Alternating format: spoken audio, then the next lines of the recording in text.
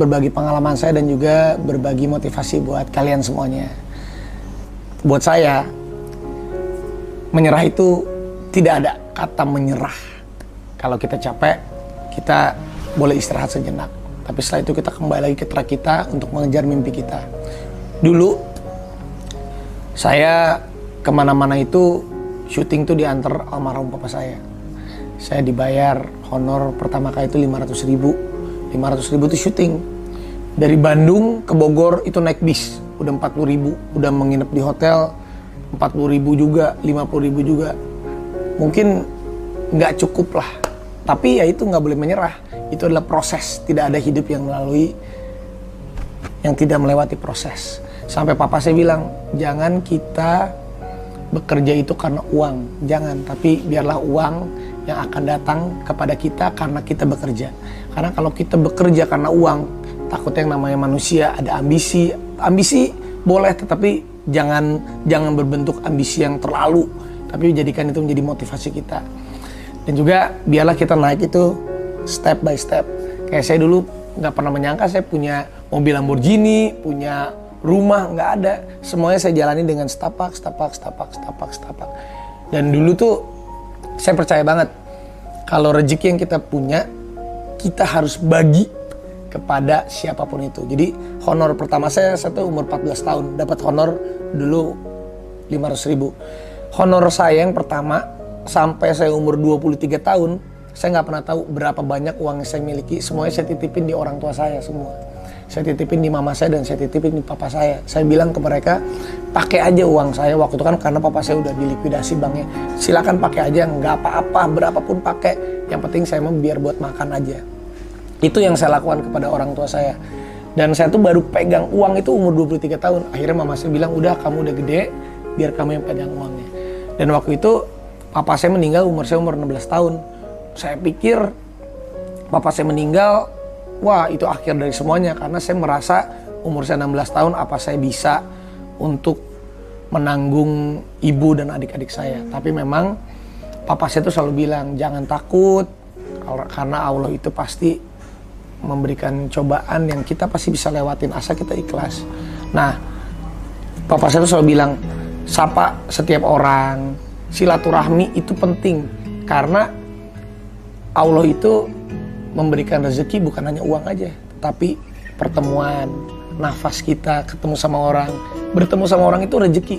Ya alhamdulillah kita dikasih umur panjang. Jadi papa saya tuh selalu bilang, kalau saya tuh pokoknya kalau ada orang dia nggak ngeliat aja bisa saya sapa duluan, bro, bisa begitu. Karena itu ajaran dari papa saya tuh, itu adalah sumber rezeki kita. Karena sehatnya kita, ketemu sama orang, siapa tahu dia nanti suatu saat kita susah, dia nolongin kita. Jadi itu adalah rezeki yang bener-bener silaturahmi itu. Kalau kita salaman ibaratnya nih, kalau sekarang karena lagi covid aja kan orang nggak salaman. Tapi kan bukan itu maksudnya. Dengan salaman, dengan kita menyapa orang, Allah itu suka menitipkan rezeki dari situ. Jadi kita bantuin orang, jangan pernah takut.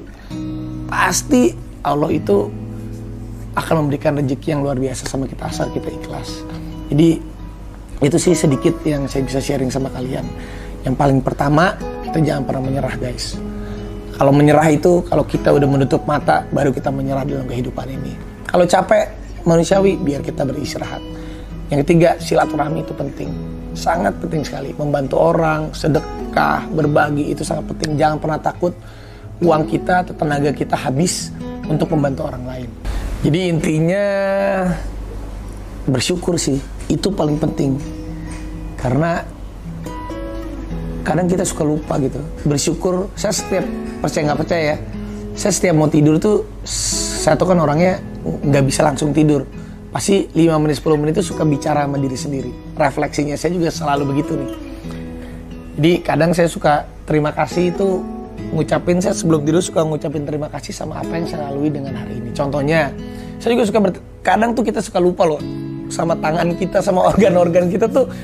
Kebayang nggak kalau salah satu panca indera kita amit-amit ya, misalnya kenapa-napa, aduh, makanya kadang saya suka ngomong, aduh ya Allah mudah-mudahan mata saya, tangan saya, kaki saya, otak saya, semuanya masih bisa berjalan dengan baik, sehingga saya tuh bisa melakukan yang terbaik. Kadang kan juga kita suka lupa gitu, aduh kalau misalnya suatu saat amit-amit nih Ini aja kita nih, saya aja kemarin main bola, tangan saya nih sakit nih.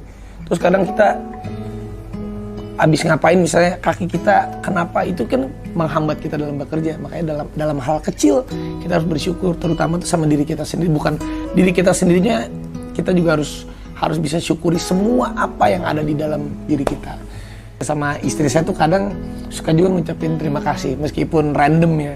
Saya kalau lagi enak aja, sayang makasih ya kamu udah selalu sabar sama aku gitu. Meskipun aku suka kadang gengsi, tapi ucapan terima kasih sama ibu saya juga, Ma makasih ya. Jadi kita harus bisa mengucapkan terima kasih kepada lingkungan kita, diri kita, yang memang dengan kita bisa berterima kasih itu kita bisa menghargai orang-orang yang sudah membuat kita menjadi seperti ini. Kadang juga itu dia, saya percaya bahwa doa dari orang sekitar itu yang paling benar-benar banget, yang makbul banget buat kita.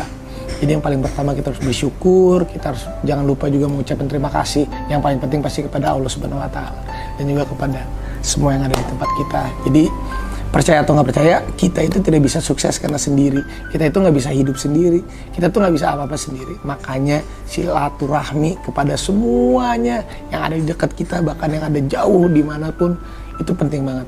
Aku tuh nggak tahu kenapa suka dijulukin sama teman-teman tuh Miss Congeniality, apalah itulah pokoknya.